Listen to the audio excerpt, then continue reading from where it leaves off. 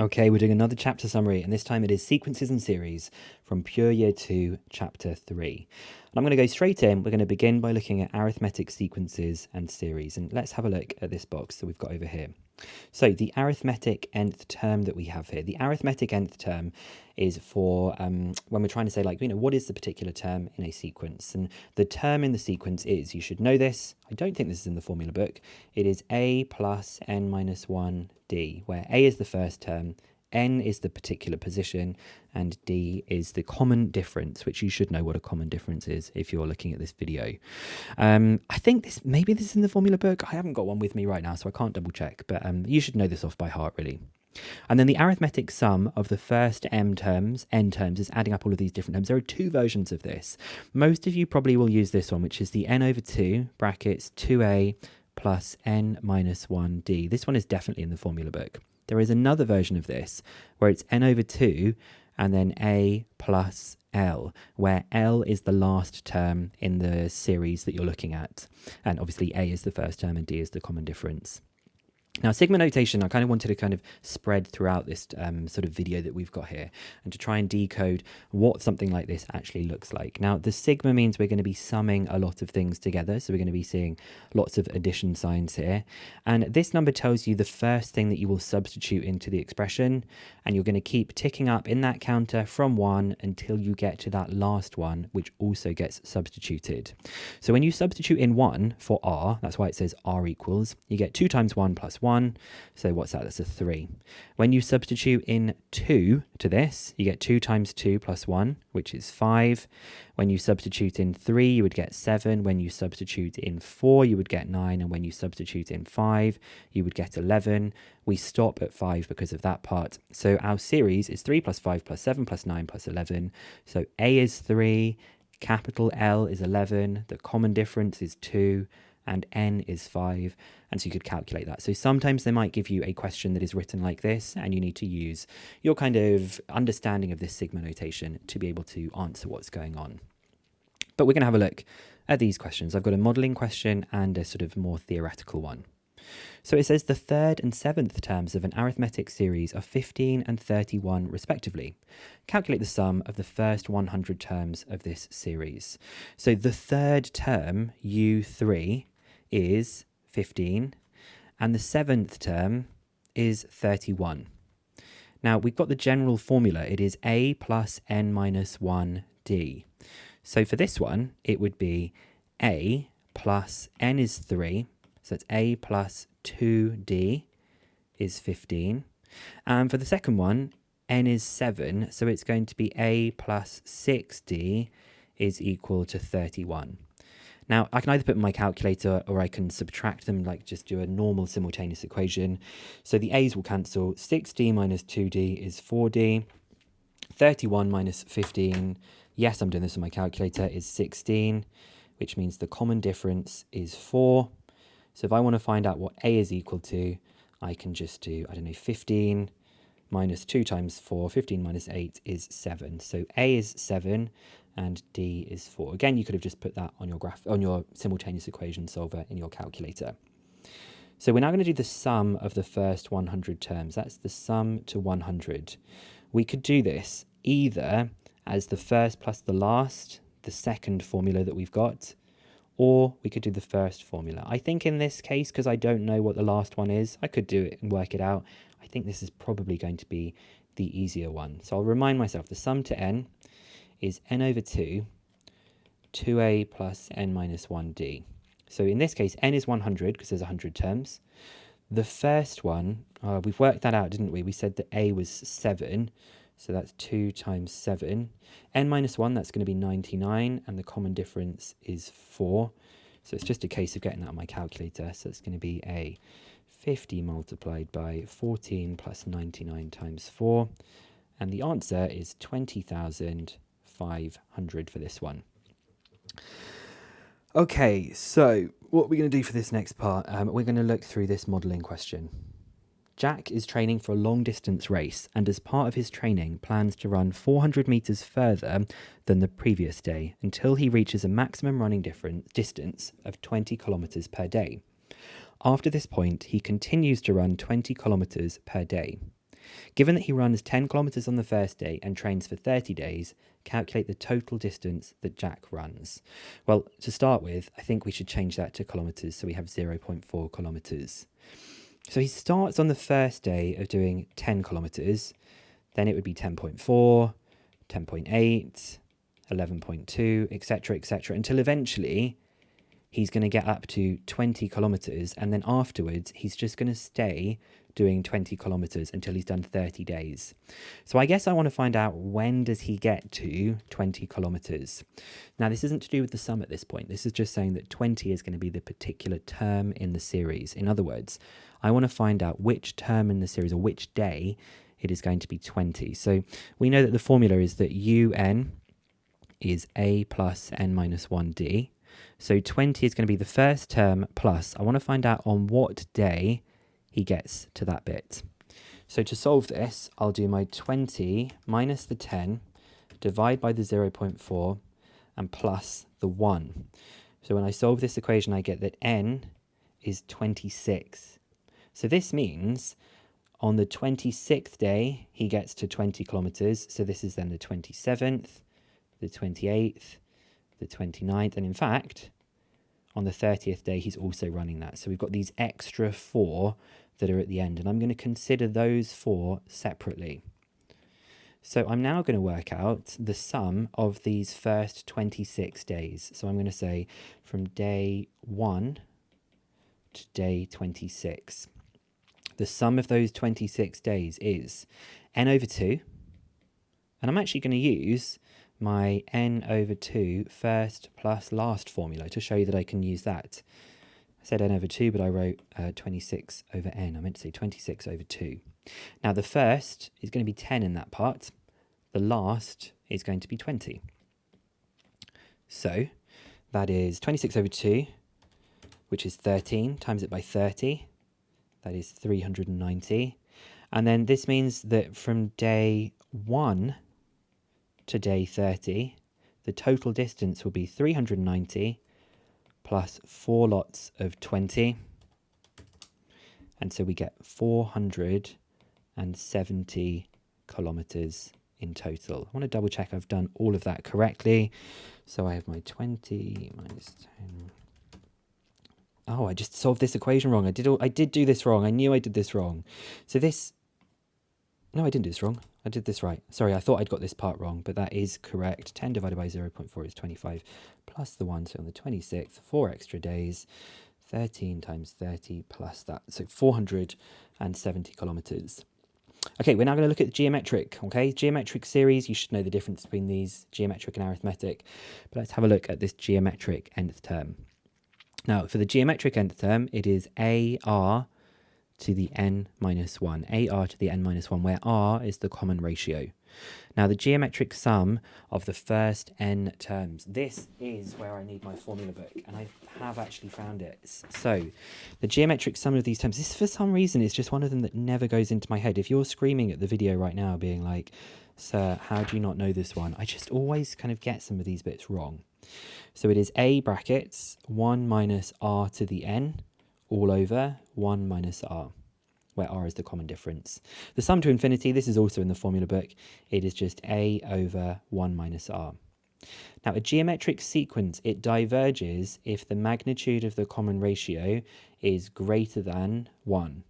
And it converges if the magnitude of the common ratio is less than 1. If it's equal to 1, it's just a number that's repeating itself, like 5, 5, 5, 5, 5, 5, 5. And then the sigma notation, we're actually going to be dealing with the sigma notation for this first part of this question, but you do need to be aware of how to do sigma notation.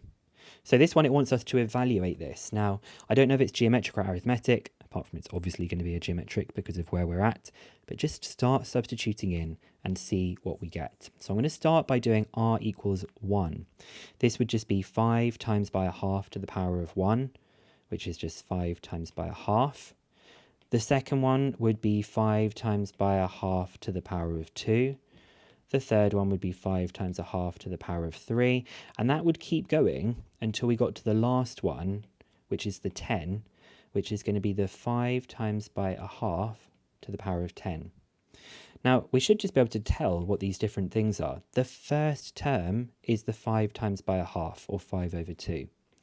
The common ratio is what it's being multiplied by each time that you go across.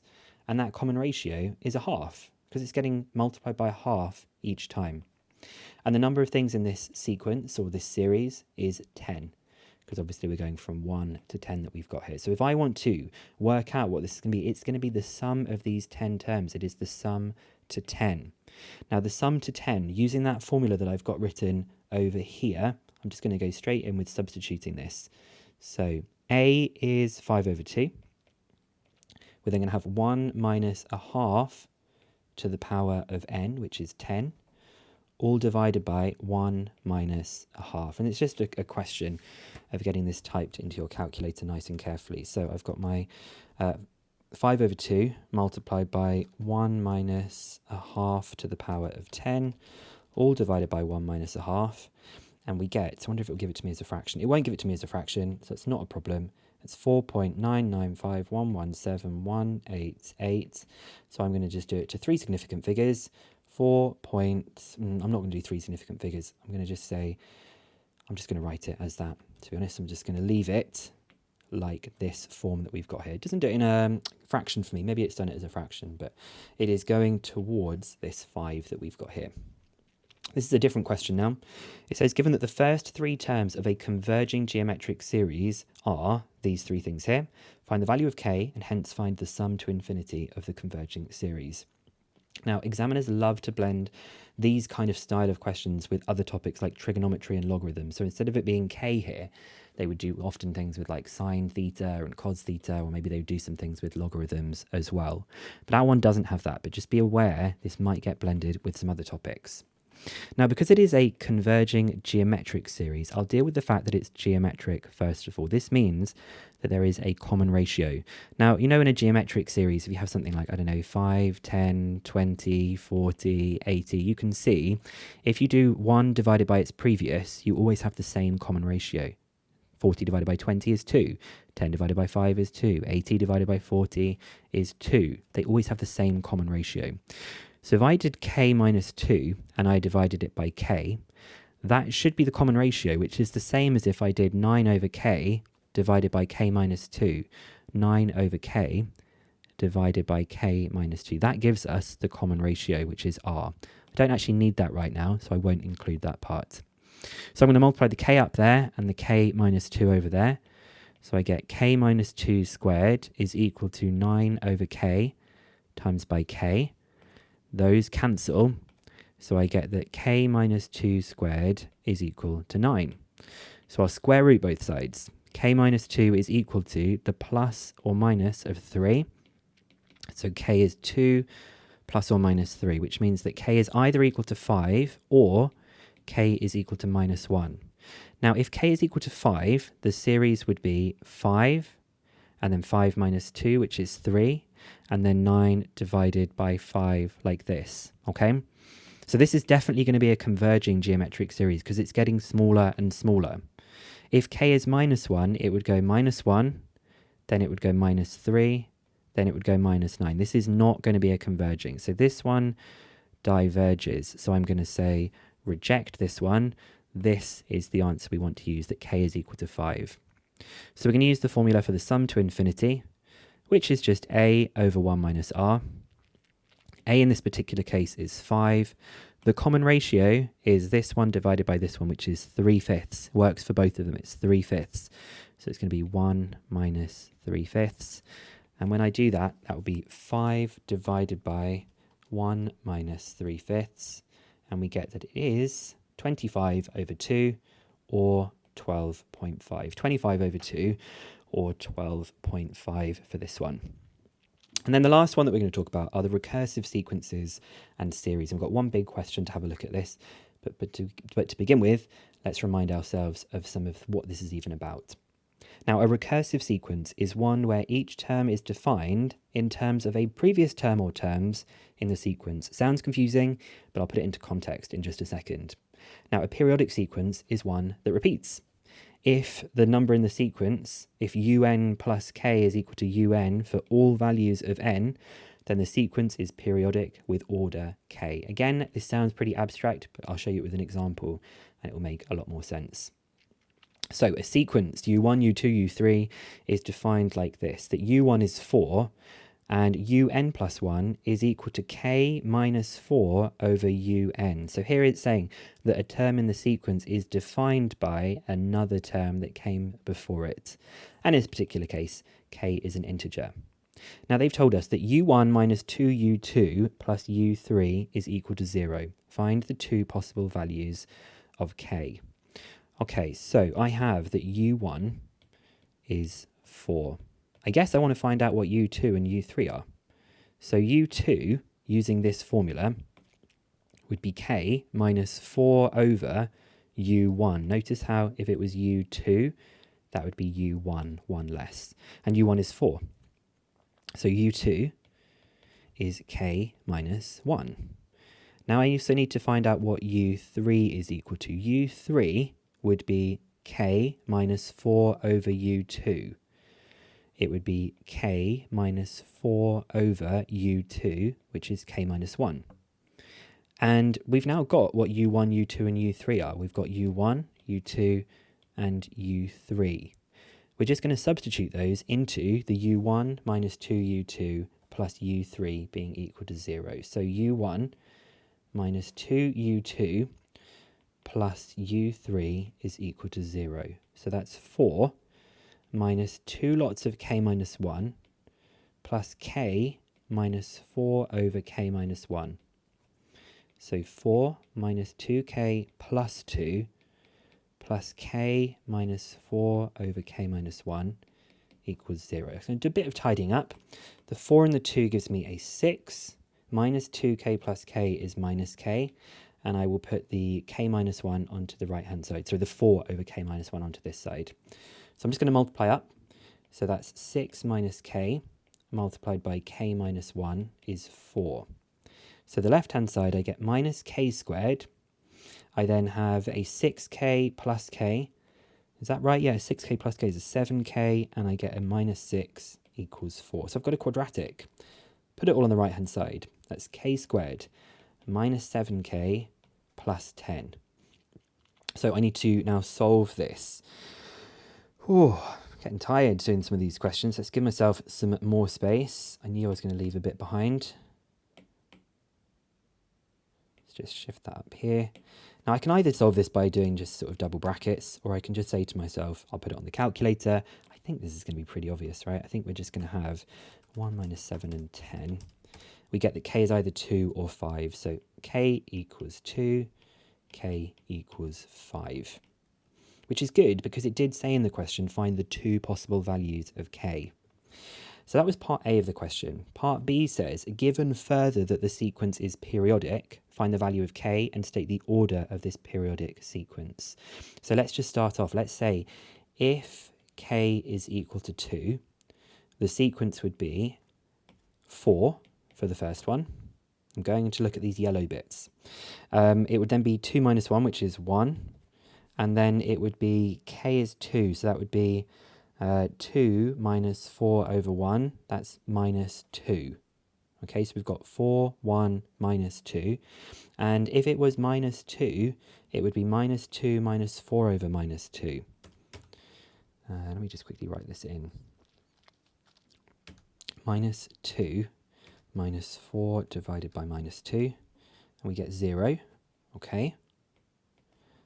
And then if I put 0 into the formula, I should have just done it like this. I don't know why I was using those yellow bits. I'm going to show you the way I should have done this. The formula is un plus 1 equals 2 minus 4 over un. It's much easier to calculate them from here. So we would get for the first one a 4. Then it would be 2 minus 4 over 4, which is 1. 2 minus 4 over 1, that's 2 minus 4. And then it would be 2 minus 4 over minus 2, that's 2 plus 2, which is 4. And now we've got this idea of the sequence being periodic. 2 minus 4 over minus 2 becomes 2 plus 2, which is 0. So now we get this idea. This is going to be the periodic one, okay? Because afterwards it would then be a 1, a minus 2, a 4, etc. I'm just going to quickly show you though that if k was equal to 5, the formula would be different. There would be a 5 at the start like this. If k was 5, the first one is a 4. We would then have 5 minus 4 over 4, which is 4. And you just keep getting a sequence that's like this. So I guess this is periodic in a sense, but when we're talking about periodic, we're talking about something that repeats itself in lots of ways. So I'm going to say this is the periodic sequence. Maybe you could argue this was periodic. Maybe it needs some better wording in the question. So if k equals 2, it is periodic. And you can see that it's repeating every 1, 2, 3. 1, 2, 3. 3 later, they have the same number in gaps of 3 like this. So it is periodic and it is order 3. And then our last part of this question is to actually just calculate this. For this value of k, we're going to calculate from 1 to 137 of this. So that means what we're trying to do from r equals 1 to 137 of ur, we're trying to do u1 plus u2 plus u3 plus u4 plus all the way up to u of 137. Now we know how this sequence goes. It goes 4, 1, minus 2, 4, 1, minus 2. So they come in groups of 3. So we need to find out how many groups of that we're going to have. Well, 137 divided by 3 is 45 and 2/3, which means we're going to have 45 groups of the 4 plus the 1 minus 2. And then there's going to be 2 left over. So the 136 and the 137 will be the 4 and the 1. There won't be a minus 2. So there'll be an extra 4 and an extra 1. We can't do 45 and 2/3 times this because 2/3 of this is not 5. It has to be the 4 and the 1. So 4 plus 1 minus 2 times that by 45 plus the 5, and we get that the answer to this is 140. So pretty challenging questions, I think. I think these ones I've written for the series are a bit challenged. I'm probably going to change the wording just to make it really clear that that it's periodic and it's referring to this one not being periodic, because this is just a repeating sequence. And I'll also make it clear that this calculation that we're doing here is obviously for the correct value of k that we've got here, not for this one. If it was just 4, it'd just be 137 times 4. So that's all of the stuff on sequences and series. If you are watching this video when I've just released it in sort of the winter of 2024, please do go and check out my Bison Maths Scholarship, my Bison Maths Award that I'm doing right now.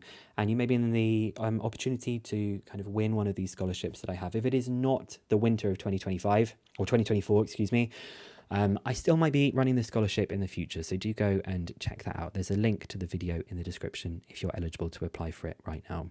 Thanks for following along with these videos, and I hope to see you in another video soon.